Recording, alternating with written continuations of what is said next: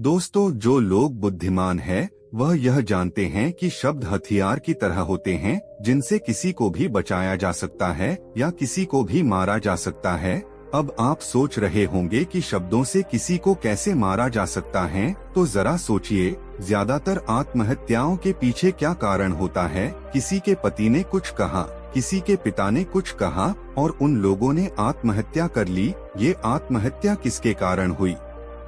वो पीड़ित के मन को इतना दुखी कर गए कि उसके मन से वो दुख सहना और ज्यादा बर्दाश्त करना नामुमकिन हो गया और इसी वजह से उन्होंने आत्महत्या कर ली। ऐसे ही आपके शब्द किसी को नया जीवन प्रदान कर सकते हैं।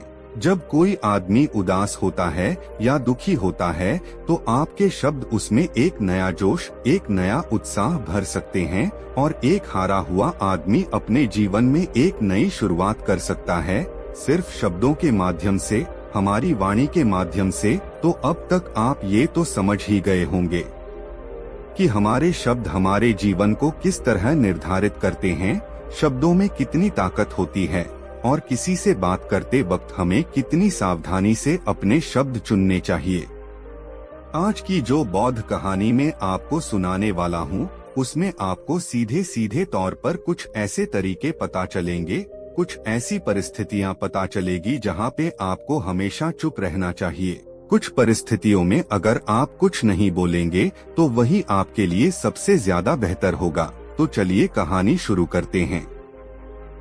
एक बार की बात है, एक युवा लड़का एक बार एक बौद्ध भिक्षु के पास पहुंचा। वो काफी परेशान लग रहा था और उसने बौद्ध भिक्षु से जाकर पूछा कि हे महात्मा, मैं अपने आप से परेशान हूँ, अपने आप से दुखी हूँ। बाहरी रूप से मुझे कोई दुख नहीं है, मैं धन धान्य संपन्न हूँ, मुझे कोई शारीरिक रोग भी नहीं है, लेकिन मैं खुद से परेशान रहता हूँ, अपने मन से परेशान रहता हूँ। अक्सर मेरी बातों को मेरा कोई भी दोस्त गंभीरता से नहीं लेता और न ही मेरे परिवार के लोग मेरी किसी बात को गंभीरता से लेते हैं। मैं जो कुछ भी सलाह देता हूँ या तो वह उसे मजाक में उड़ा देते हैं या फिर उसे गंभीरता से लेते ही नहीं हैं। मेरी बातों को कोई गंभीरता से क्यों नहीं लेता है? क्यों मेरी बातों पर कोई अमल नहीं करता? क्यों मेरी बातों में कोई रुचि नहीं दिखाता? क्या कारण है? कृपया मुझे बताने का कष्ट करें और मेरे मन के इस दुख को दूर करें। यह सुनकर बौद्ध भिक्षु ने कहा कि आज सुबह मैं चालित ध्यान करके वापस आ रहा था। रास्ते में कुछ कौवे काव काव कर रहे थे और वहीं पर जब मैं चलता हुआ कुछ दूर आया तो मुझे एक मोर की मधुर आवाज सुनाई दी। ये सुनकर अचानक मेरे मन में ख्याल आया कि कौवे कितना काव काव करते हैं, कितना बोलते रहते हैं, लेकिन कोई भी प्राणी कौवे की आवाज को पसंद नहीं करता। मोर हमेशा सही परिस्थिति के हिसाब से बोलता है। जब भी बारिश होने वाली होती है और बादल गरजते हैं और बारिश होने की शंका होती है, ऐसे में मोर अपनी मधुर आवाज में गाता है, जो सभी को प्रिय होता है, सभी को अच्छा लगता है। ऐसे ही अगर इंसान सही परिस्थिति के हिसाब से सही शब्द बोले, सही वाणी बोले, तो वही वाणी दूसरों के लिए संगीत हो जाती है, संगीत बन जाती है और दूसरे लोग तुमसे सम्मोहित हो जाते हैं और वहीं पर तुम्हें सब गंभीरता से लेने लगते हैं। और दूसरी तरफ अगर तुम यूं ही बेफिजूल ऐसे ही बोलते रहते हो, बिना किसी बात के बोले चले जाते हो, तो फिर तुम्हें कोई गंभीरता से नहीं लेता। तुम उस कौवे की भांति हो जाते हो जिसकी वाणी कोई पसंद नहीं करता और बाद में तुम्हें दुख होता है कि तुम्हें कोई गंभीरता से क्यों नहीं लेता।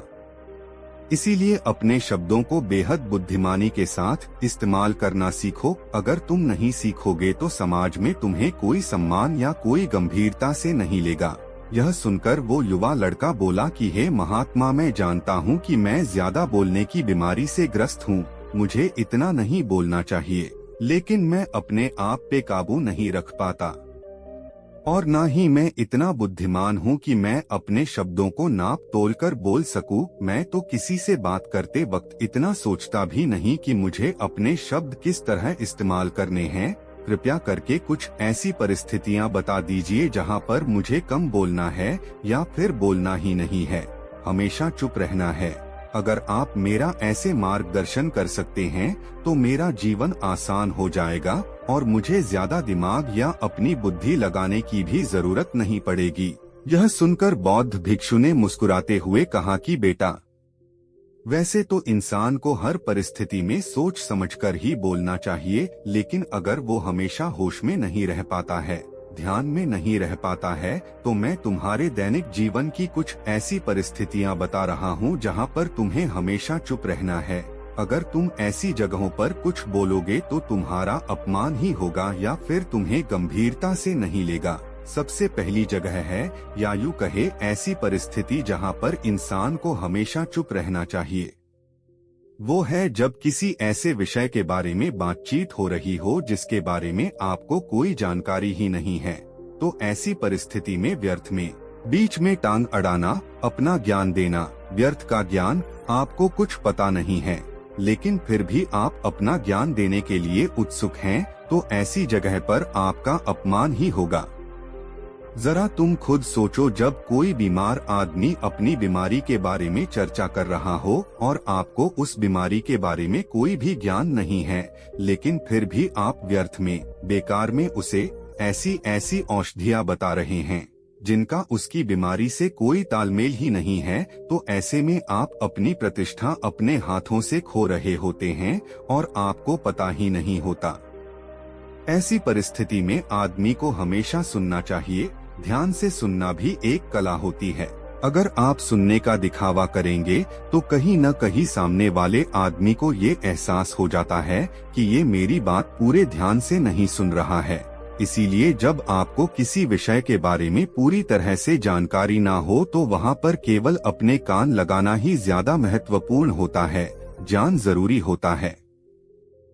आप उस इंसान की बातें ध्यान से सुन सकते हैं और इसी बीच आप दोनों के बीच एक संबंध पैदा होगा और वह संबंध सच्चा होगा, क्योंकि आपने उसके बात को बड़े ही ध्यान से सुना है और इस बात का पता सामने वाले को भी होता है। तो हम बिना कुछ बोले सिर्फ सुनने मात्र से किसी को अपना दोस्त है, अपना मित्र बना सकते हैं। इस बात को हमेशा ध्यान में रखना।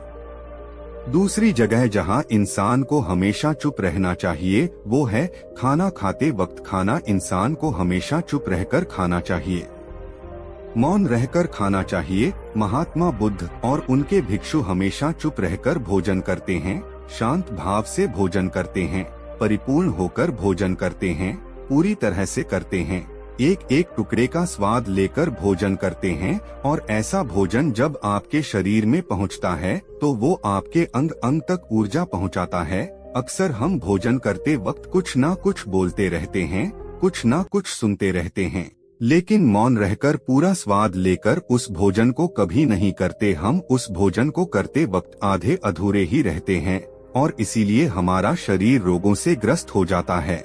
जरा तुम खुद सोचो, बौद्ध भिक्षु हमेशा भिक्षा लेकर भोजन करता है और भिक्षा भी कितनी बिल्कुल मामूली सी, और वो भी एक वक्त। तो एक वक्त भोजन करने के बाद भी वो इतने स्वस्थ रहते थे, इतने उत्साह, जोश और आनंद से भरे होते थे। और हम तो इतना खाना खाते हैं, इतनी सारी भोजन की सामग्री हमारे लिए उपलब्ध होती है, लेकिन हमारे शरीर में कोई ऊर्जा नहीं होती। इसका सबसे बड़ा कारण होता है कि हम अपना भोजन होश में नहीं करते हैं, परिपूर्ण होकर नहीं करते हैं, मौन रहकर नहीं करते हैं। इसीलिए अपना भोजन हमेशा मौन रहकर ही करें। तीसरी जगह जहां पर अगर आपने चुप रहना सीख लिया तो इसका मतलब यह है कि आपने अपने ऊपर विजय हासिल कर ली। जी हाँ, गुस्से में शांत रहना या चुप रहना इतना आसान नहीं होता है। अक्सर हम गुस्से से भरकर कुछ ऐसे शब्द या अपशब्द बोल जाते हैं जिसका पछतावा हमें हमेशा रहता है, लेकिन जुबान से निकला हुआ शब्द वापस नहीं हो सकता, उस शब्द को मिटाया भी नहीं जा सकता। अब वो जिंदगी भर हमारे दामन से जुड़ चुका है और वो गुस्से में बोला गया अब शब्द हमारे मन को समय समय पर बेचैन करता रहता है, दुखी करता रहता है। लेकिन गुस्से के वक्त चुप रहना सीखना भी एक बहुत बड़ी कला होती है। गुस्से में आदमी का अपने ऊपर काबू कहाँ रहता है, अपनी इंद्रियों को वश में कहाँ रख पाता है। इसीलिए इस कला को आप तभी सीख सकते हैं जब आप गुस्सा भी होश में रहकर कर पाए। जब भी आपको गुस्सा आए, आपके दिमाग में सिर्फ एक ही बात आए कि मुझे चुप रहना है, मुझे किसी से कुछ गाली गलौच नहीं करना, कोई अपशब्द नहीं बोलना। और जब ये विचार गुस्से के साथ जुड़ जाता है और धीरे धीरे ये आदत बन जाता है, तो आप अपने गुस्से को भी काबू में करना सीख जाते हैं। जब भी कभी गुस्सा आए तो किसी को कुछ बोलने की बजाय कुछ शारीरिक व्यायाम करना शुरू कर दो। उछलना, भागना, दौड़ना, जिम करना, कुछ भी आप ऐसा व्यायाम कर सकते हो जिसमें आपका शरीर थक जाए। आप पाएंगे कि जब आपका शरीर थक जाता है तो आपका मन भी शांत हो जाता है। आपने उस गुस्से की ऊर्जा को एक सकारात्मक रूप दे दिया और यही बुद्धिमान व्यक्ति की पहचान होती है, जो दूसरों के तानों से भी अपना घर बना लेता है, अपनी कामयाबी के रास्ते निकाल लेता है। वही सच में बुद्धिमान आदमी है जो जहर को भी दवा बनाकर इस्तेमाल करना सीख जाए। वही असली बुद्धिमान होता है। चौथी जगह जहां आप चुप रहेंगे तो आपके लिए वही सबसे बेहतर होगा, वही आपको सम्मान दिलाएगा। चौथी जगह है जब चार लोग आपस में बैठकर बातें कर रहे हो, कोई बैठक कर रहे हो, तो वहाँ पर जब चार लोग बात कर रहे होते हैं तो चारों लोग एक साथ तो बात कर नहीं सकते। एक बार में एक व्यक्ति बोलेगा और तीन सुनेंगे, तभी वो बैठक कामयाब हो पाएगी, तभी वो चर्चा सही रूप में आगे बढ़ पाएगी। लेकिन अगर कोई आदमी ऐसा बैठा हुआ है जो बीच में ही दूसरे की बात काटकर अपनी बात को ऊपर रखना चाहता है, तो ऐसे में वो चर्चा या वो बैठक आपको कहीं नहीं पहुंचाएगी और चारों लोगों के बीच आप सबसे मूर्ख कहलाओगे। अगर आपको अपनी बात कहनी है तो सामने वाले को अपनी बात पूरा करने दो, उसके बाद अपने विचार रखो। यही एक भद्र पुरुष या फिर कहीं अच्छे आदमी की पहचान होती है। और आखिरी जगह जहां हमें चुप रहना चाहिए वो है कि अगर हमारे माता पिता हमें कुछ कह देते हैं, हमारे बड़े बुजुर्ग हमें किसी बात पर डांट देते हैं या हमें थप्पड़ भी मार देते हैं, तो ऐसी जगहों पे आपका चुप रहना ही उनके प्रति सम्मान दिखाएगा, उनके प्रति आदर का भाव व्यक्त होगा। अगर आप उनके सामने उनका विरोध कर देते हैं, उनका प्रतिरोध कर देते हैं, तो वो गुस्सा तो थोड़ी देर बाद शांत हो जाएगा, लेकिन वो कही गई बात, वो विरोध किया हुआ शब्द या फिर कुछ भी उल्टा सीधा हमेशा आपके मन को सताएगा और आपके माता पिता को हमेशा यही लगेगा कि आज ये हमारी इज्जत नहीं करता, आज ही हमारी बात नहीं मानता क्योंकि ये कमाने लग गया है, ये बड़ा आदमी बन गया है। ऐसी ऐसी बातें उठेंगी, ऐसे ऐसे तंज कसे जाएंगे। इसीलिए ऐसी जगह पे आप मौन रही है, चुप रहिए, कुछ मत बोलिए, अपने गुस्से को अपने अंदर ही पी लीजिए, कुछ व्यायाम कर लीजिए, भाग लीजिए, दौड़ लीजिए, आपका मन अपने आप शांत हो जाएगा। आखिर में बौद्ध भिक्षु ने अपनी बात को खत्म करते हुए कहा कि कम शब्दों में अपनी भावनाओं को उतारना सीखो। शब्द हथियार की तरह होते हैं, बोलो तो होश में बोलो, ध्यान में बोलो, जीवन शैली ऐसी बना लो कि आप जब भी बोलो पूरे होश में रहकर बोलो, पूरे आनंद के साथ बोलो, पूरे प्रेम के साथ बोलो। ऐसी वाणी बोलो जो दूसरे के दिल को ठंडक पहुंचाती हो, दूसरे के मन को भी शांत कर देती हो, और वो तभी संभव है जब आप प्रतिपल होश में रहकर बोले। इसके बाद वो युवा लड़का बौद्ध भिक्षु के सामने नतमस्तक हो गया और उनको प्रणाम करते हुए अपने घर वापस लौट गया। दोस्तों, उम्मीद करता हूँ कि आपको आज की वीडियो पसंद आई होगी। अगर वीडियो अच्छी लगी तो मेरे चैनल को सब्सक्राइब करें। कल फिर मिलते हैं एक ऐसी ही नई कहानी, नई सीख के साथ। तब तक के लिए धन्यवाद। नमो बुद्धाय।